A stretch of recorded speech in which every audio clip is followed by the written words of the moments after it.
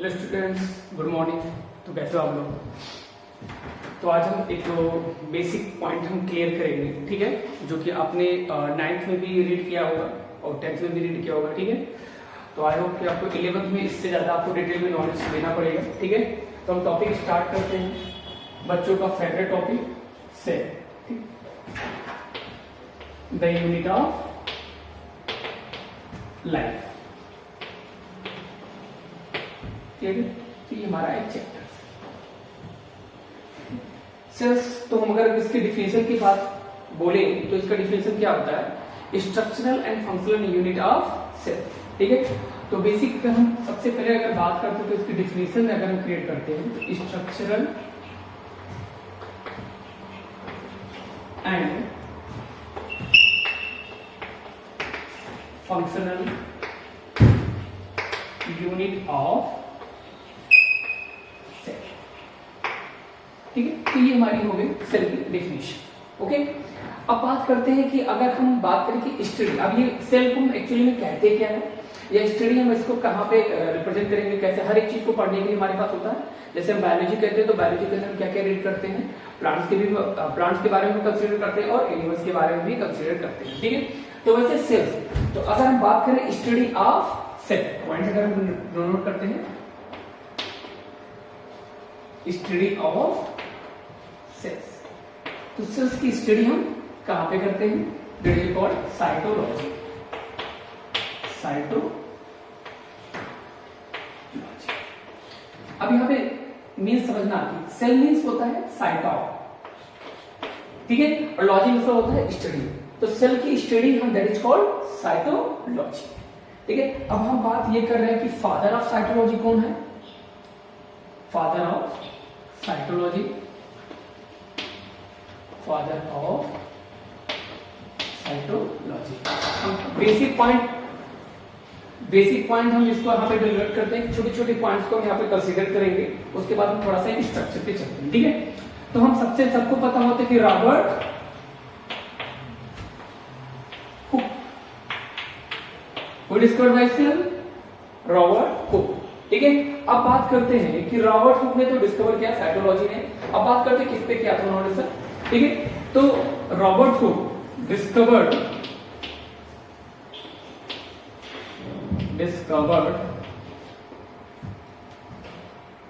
Cell, dead cells of cork of Spanish oak tree. किस पे उन्होंने डिस्कवर किया था? डिस्कवर सेल्स की भी डिस्कवर उन्होंने किया था, रॉबर्ट हुक ने किया था। और father of cytology this is Robert Hooke. Dead cells of cork, ठीक है, ऑफ स्पेनिश ओक ट्री। तो स्पेनिश ओक ट्री के डेड सेल्स पे उन्होंने वर्क किया था या डिस्कवर किया था, क्लियर है ना। तो अब ये बात होगी रॉबर्ट हुक की बात होगी। अब हम बात करते हैं कि जैसे मान के चलो एक टॉपिक इसी के अंदर आता है, कौन सा टॉपिक आता है? Cell theory. क्या टॉपिक आता है? Cell theory. तो अगर आपसे कोई पूछ ले कि who is proposed by cell theory, तो प्रपोज्ड बाय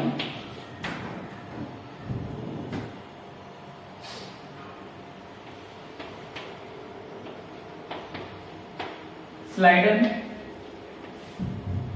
जो कि एक बॉटनिस्ट थे, एंड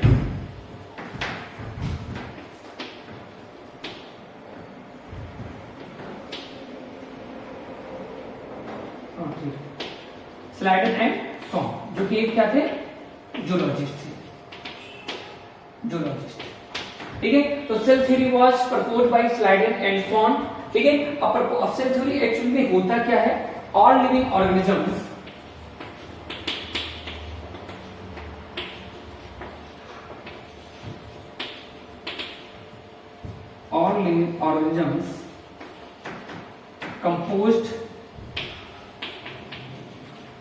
composed of सेल्स। मतलब जितने भी लिविंग ऑर्गेनिजम्स होते हैं वो कंपोज किससे होते हैं? सेल से होते हैं, क्लियर है ना। तो ये हो गया हमारे सेल थ्योरी। और सेल थ्योरी को डिस्कवर किसने किया था? ठीक है। तो स्लाइडर एंड ऑन आपको ये बारे में पता होना चाहिए। साइटोलॉजी क्या होते हैं आपको वो भी क्लियरली तो आपको सबसे पहले ही पता होता है, ठीक है, कि सेल की डिस्कवर रॉबर्ट हुक ने किया था। किस पे किया था? स्पेनिक ओक ट्री पे किया था। और what is study of cells? Cytology. Clear है ना? तो ये कुछ बेसिक पॉइंट है, ठीक है, इसको हम रीड करते हैं। इसके बाद एक छोटा सा बेसिक पॉइंट और है, अगर बाय डिफॉल्ट, क्योंकि इन दोनों में ज्यादा डिफरेंस आपको नहीं पता चलता है। एक तो जैसे ही रॉबर्ट हुक है, इनसे रिलेटेड एक नाम और है, ठीक है, वो कौन सा ऐसा नाम है इनसे जस्ट रिलेटेड, जिसका नाम है रॉबर्ट ब्राउन। क्या नाम है? Robert brown. तो ये भी एक साइंटिस्ट है, ठीक है, इन्होंने डिस्कवर्ड किसका किया था? Robert brown discovered nucleus. तो अगर आप कुछ पूछे कि who discovered by nucleus, that is Robert brown. कब किया था? 1832। क्लियर है ना? तो ये हो गए हमारे रॉबर्ट ब्राउन की बारे में कहानी। तो सब रिलेटेड है। Robert Hooke, this is discovered by cells या cytology, and that is discovered by nucleus, Robert Brown. Clear? तो ये छोटी सी कॉन्सेप्ट की स्टोरी है। अब हम एक कॉम्प्लिकेटेड एक स्ट्रक्चर्स के बारे में रीड कर लेते हैं कि पर्टिकुलर हम सेल्स को कैसे फाइंड करें, पर्टिकुलर सेल्स में क्या क्या चीजें होती हैं, कम से कम वो तो आपको पता होना चाहिए। एक टिपिकल स्ट्रक्चर्स हम क्या ड्रॉ करते हैं।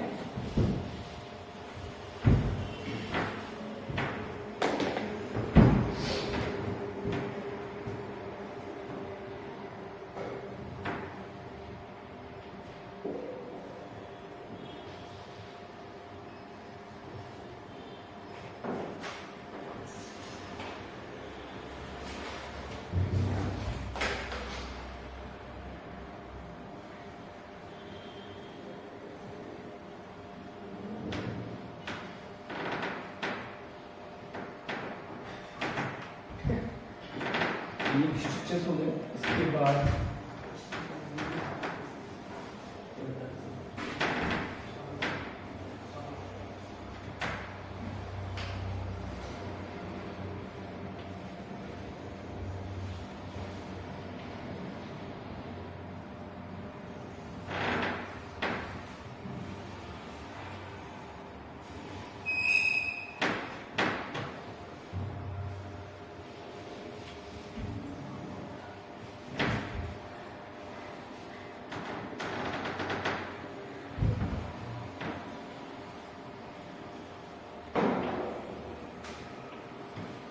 कॉम्प्लिकेटेड अगर आप कहें कि the typical of cells structure, structure of typical structure of cells, ठीक है, तो उसका हम एक डायग्राम जनरेट कर रहे हैं, ठीक है। कुछ ऐसे आपको देखने को मिलता है थोड़ा सा कॉम्प्लिकेटेड, लेकिन जब आप ड्रॉ करोगे तो अच्छा लगेगा।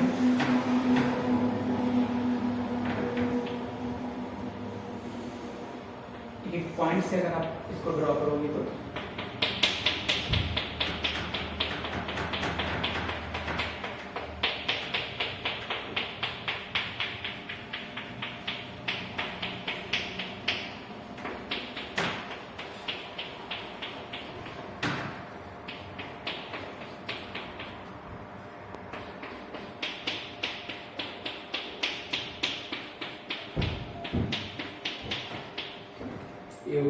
इसके जस्ट ऊपर से कुछ ऐसे हमारा सब कुछ जैसे बता रहे हैं।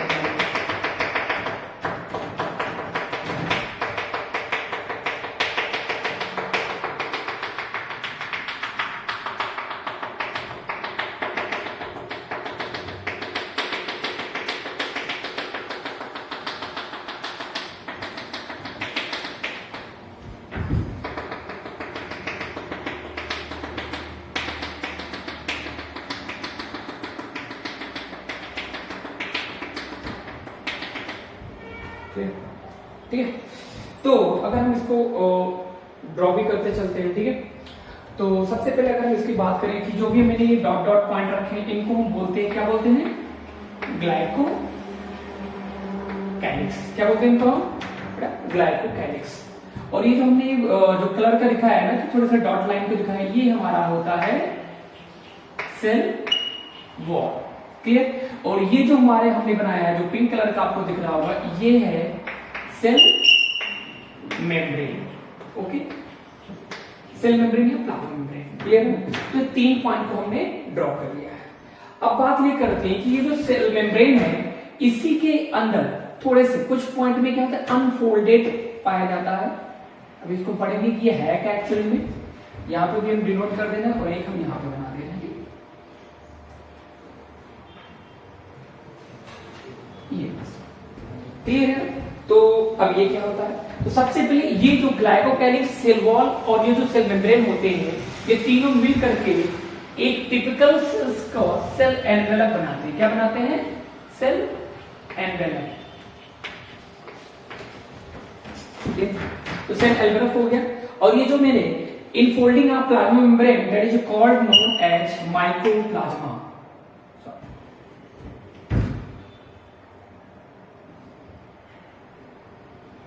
not a mycoplasma, that is called mesosomes. Mesosomes, mycoplasma that is क्या होता है, पिकोएलो सबसे स्मॉलेस्ट ऑर्गेन्स होता है। ठीक है, तो मेसोसोम्स होता है। ठीक है, क्लियर? अब इसके अंदर क्या पाया जाता है, एक नेकेड डीएनए पाया जाता है। अगर आप इसको देखोगे तो ऐसे आपको ऐसे मिलेगा। ठीक है, ये क्या होता है, नेकेड डीएनए। तो इसको यहाँ पे बना दे रहे हैं, नेकेड डीएनए। ठीक है, नेकेड। और इसके अंदर आपने और भी देखते होंगे तो इस कॉम्प्लिकेटेड डायग्राम के अंदर कुछ ऐसे डिजाइन बना होता है। ठीक है, और कुछ के अंदर ऐसे से, और जिसे हम क्या नाम देते हैं, इसको प्लाज्मिड्स कहते हैं। प्लाज्मिड्स। और ये प्लाज्मिड्स क्या होता है, एक साइटोप्लाज्मिक डीएनए होता है। क्या होता है? Cytoplasmic DNA. ठीक है, तो अगर देखा जाए कि एक बैक्टीरिया का, ठीक है, एक बैक्टीरिया के सेल्स में 2 टाइप्स के डीएनए होते हैं। एक होता है साइटोप्लाज्मिक डीएनए और एक होता है नेकेड डीएनए, जो कि सुपर हेलिकल्स होते हैं। ठीक है, बहुत ज्यादा पॉइंट, मतलब देखो कॉम्प्लिकेटेड है ना डीएनए। ठीक है, अब बात करते हैं कि और भी कुछ इसके अंदर होते हैं। हाँ ठीक है, और भी होते हैं इनके अंदर।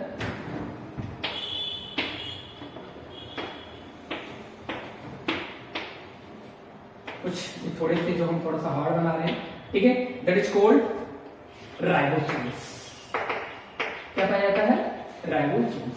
और वैसे भी देखा जाए तो ribosomes are divided into 2 types. एक होता है 70s टाइप्स राइबोसोम, एक होता है 80s राइबोसोम। तो जो बैक्टीरिया में पाया जाता है वो क्या है, 70s टाइप ऑफ राइबोसोम्स। यहाँ पे हम डिनोट कर दे रहे हैं 70s टाइप ऑफ राइबोसोम्स। और पूरे बॉडी में अगर बैक्टीरिया के अंदर सेल्स में देखा जाए तो dot dot dot dot dot dot इनको फाइंड कर देते हैं। इनको हम कहते हैं, जो डॉट डॉट है दैट इज कॉल्ड साइटोप्लाज्म। क्या कहते हैं इनको? साइटोप्लाज्म। क्लियर? और इसके बाद इसी सेल्स के अंदर कुछ ऐसे डायग्राम आपको देखने को मिलते हैं। ठीक है, ये आरएनए से बना होता है। ठीक है, तो इसको हम बोलते हैं पॉलीसोम्स। क्या बोलते हैं इनको? पॉलीसोम।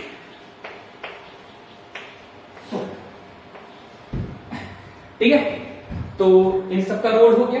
ठीक है, इसके बाद जो हमने डायग्राम में, ये देखो इस तरह से जो डायग्राम हमने बनाया है, इनको कहते हैं हम पिलाइन। ठीक है, या इसको बोलते हैं फिब्रिल। पिलाइन, क्लियर है ना?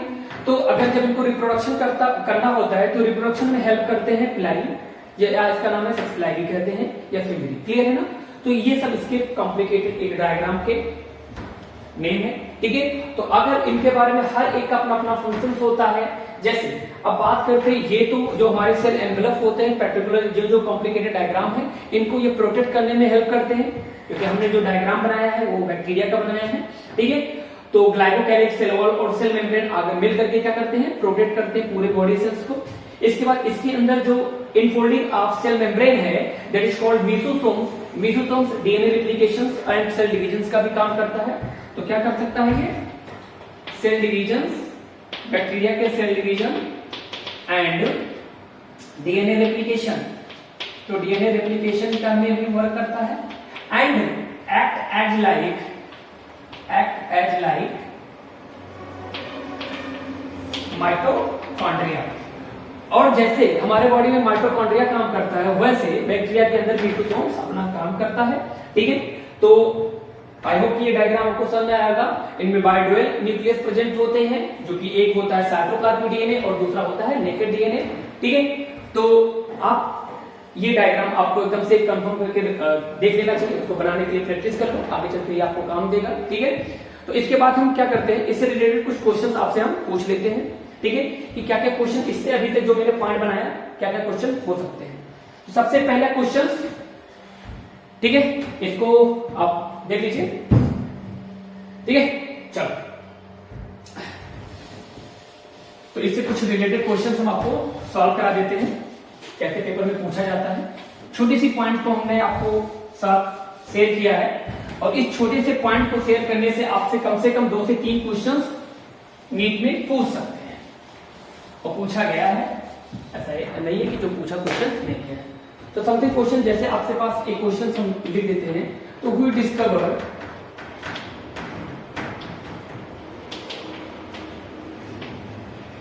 Nucleus in 1832। ठीक है, ये हमारा क्वेश्चन है और आपके पास ऑप्शंस है रॉबर्ट हुक, रॉबर्ट ब्राउन,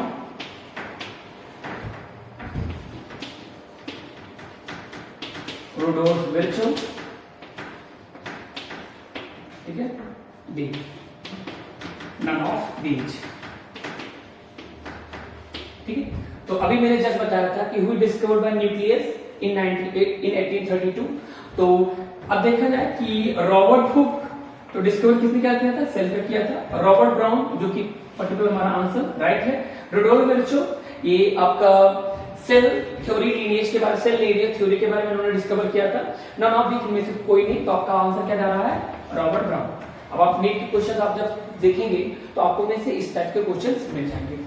तो ये भी आपका क्वेश्चन से एक हो गया। एक क्वेश्चन इससे रिलेटेड हम और पूछ सकते हैं, ऑप्शन यही रहेगा, who discovered bye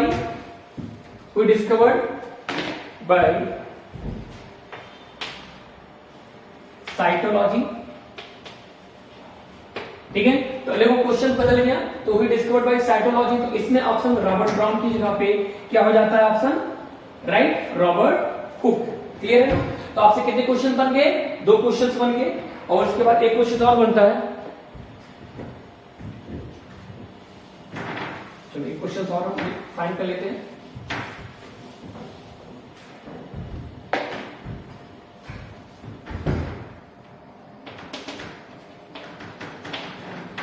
Which of the following is given by cell theory? ठीक है, आपके पास ऑप्शन है, ऑप्शन नंबर ए। ठीक है, ऑप्शन नंबर है Watson and Crick, B Jacob and Monod, option सी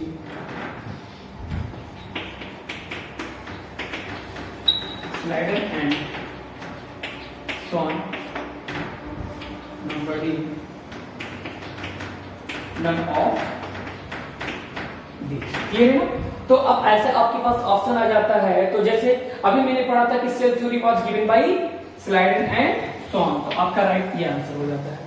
ठीक है, तो सोचो कि हमने एक पॉइंट को कंसीडर किया, एक पॉइंट से रिलेटेड कम से कम आपसे 10 to 15 क्वेश्चंस बन सकते हैं। ठीक है, एक कॉम्प्लिकेटेड डायग्राम जिसका टिपिकल बैक्टीरिया का डायग्राम हम फाइंड करते हैं। क्लियर है ना?